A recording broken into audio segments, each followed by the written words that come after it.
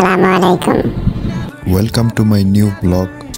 আজকে আমি যাচ্ছি সৌদি আরবের বাথা মার্কেটে, যে জায়গাটাকে আমরা বাঙালিরা গুলিস্তান হিসেবে চিনি। সর্বপ্রথম আমরা বাসা থেকে হেঁটে বাস স্ট্যান্ডে যাই এবং বাস স্ট্যান্ড থেকে বাসে উঠি। ভিডিওতে আপনারা যে জায়গাটি দেখতে পাচ্ছেন, এই জায়গাটির নাম হচ্ছে কিং ফাহাদ স্পোর্টস সিটি, যেখানে ইনশাল্লাহ ফিফা ওয়ার্ল্ড কাপ 2030 অনুষ্ঠিত হতে যাচ্ছে। বাস থেকে নেমে আমরা মেট্রো স্টেশনে চলে যাই। মেট্রো স্টেশনটি দেখতে পাচ্ছেন মাটির ঠিক 3 তলা নিচে অবস্থিত।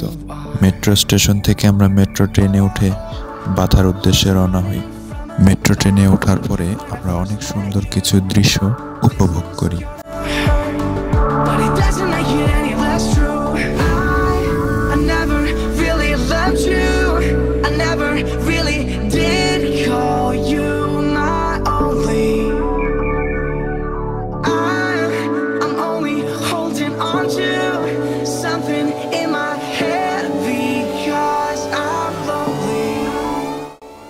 মেট্রোতে করে আমরা বাথা মেট্রো স্টেশনে পৌঁছে যাই এবং মেট্রো স্টেশন থেকে বের হয়ে আমরা বাথা মেইন মার্কেটে পৌঁছে যাই।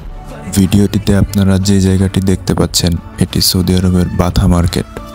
আমাদের মূল উদ্দেশ্য ছিল একটি ঘড়ি রিপেয়ার করতে যাওয়া, তাই আমরা মার্কেটটা ঘুরে দেখছিলাম এবং খোঁজ করছিলাম এমন এক ব্যক্তির যে আমাদের ঘড়িটিকে সুন্দরভাবে ঠিক করে দিতে পারে। বাথা মার্কেট এমন একটি জায়গা যেখানে আপনি সব কিছু পাবেন এবং অনেক কম দামে পাবেন। ভিডিওর শুরুতে বলেছিলাম না যে বাথা মার্কেট হলো আমাদের বাঙালিদের জন্য গুলিস্তানের স্টেডিয়াম মার্কেটের মতো, যেখানে আপনি এমন কোনো জিনিস নেই যে পাবেন না এবং তার বিক্রয় মূল্যও থাকবে খুবই স্বল্প পরিমাণ। খুঁজতে খুঁজতে আমরা চলে গেলাম এক আঙ্কেলের কাছে, যার কাছে আমরা গিয়ে আমাদের ঘড়িটা দিলাম ঠিক করার জন্য। কিন্তু ঘড়িটা তিনি হাতে নিয়েই আবার ফেরত দিয়ে দিলেন, বললেন এটাকে ঠিক করা তার পক্ষে সম্ভব নয়। তারপর আমরা সেখান থেকে চলে গেলাম এবং খোঁজ করতে শুরু করলাম আরেকজনকে, যে আমাদের এই ঘড়িটাকে সুন্দর করে ঠিক করে দিতে পারবে।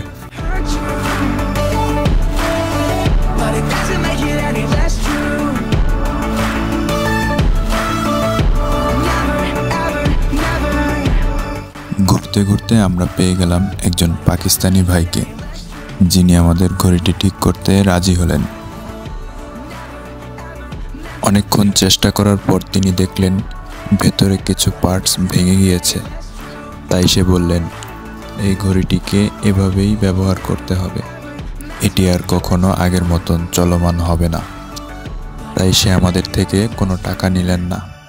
আসলে ঘড়িটি আমাদের রুমের এক বড় ভাইয়ের। ঘড়িটির সাথে তার অনেক স্মৃতি জড়িয়ে আছে, তাই সে ঘড়িটি ঠিক করতে চেয়েছিলেন, কিন্তু দুর্ভাগ্যবশত তার ঘড়িটি আর ঠিক হলো না। ভাইয়ের মন খারাপ হয়ে গেল বলে তাকে নিয়ে বাঙালি একটি হোটেলে আমরা গেলাম কিছু খাবার খেতে। এখানে আপনি বাঙালি সব প্রকার খাবারই পাবেন। আমরা অর্ডার করেছিলাম বিফ বিরিয়ানি,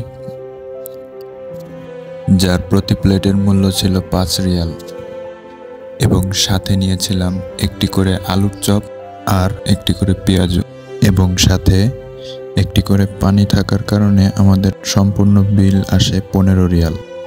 খাবার শেষে আমরা রাস্তায় বের হয়ে দেখি রাস্তায় সকল প্রকার বাঙালি জিনিসপত্র এবং আমাদের দেশি ভাই ব্রাদার বাঙালি সকল তৈজসপত্র বিক্রি করছেন। এখানে ঝালমুড়ি, ফুচকা সহ আরো অনেক খাবার পাওয়া যাচ্ছে।